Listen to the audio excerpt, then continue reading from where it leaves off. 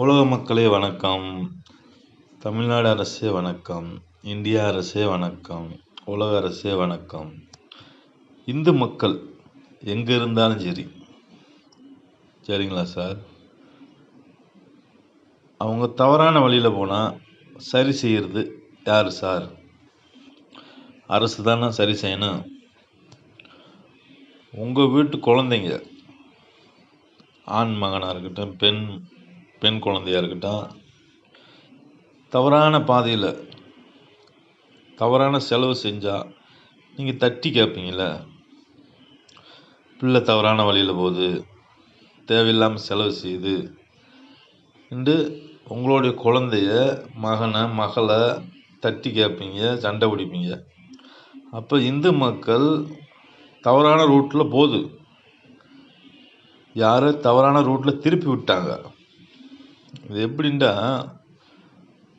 எப்படி தமிழ்நாட்டில் குடியாரன் உருவானாங்களோ அந்த மாதிரி கடவுள் பக்தர் உருவாயிட்டாங்க.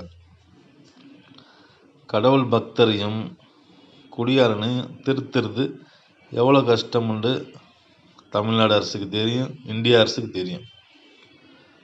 அப்போ என்ன பண்ணணும்?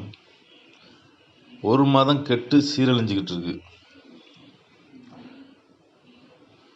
சம்பாதிக்குது பணத்தை, தேவையில்லாமல் செலவு செஞ்சால் அப்போ அந்த மதம், இந்து மதம் வளர்கிற வாய்ப்பே இல்லை.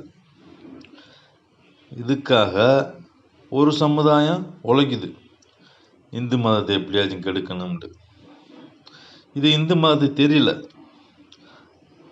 இந்து மதம் இப்போ போதையில் இருக்குது. குடியாரன் போல் பணம் வேணும், குடியாரனுக்கும் பணம் வேணும், குடிக்காதவங்களுக்கும் பணம் வேணும். அப்போ கடவுளை தேடு. இந்த மாதிரி ஒரு திட்டத்தை போட்டு, இன்னும் பல வகையான திட்டத்தை போட்டு இந்து மக்களை பூராத்தையும் வளர விடாமல், இந்த பல்லுக்குச்சி ஒடிச்சு மரத்தை வளர விடாமல் கெடுப்பாங்கள்ல, இப்படி கெடுத்து வச்சிருக்கு ஒரு சமுதாயம்.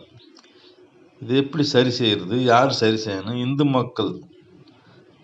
மக்களுடைய தலைவர்களை பாருங்கள். இந்து மக்கள் அழிஞ்சிக்கிட்டு இருக்காங்க.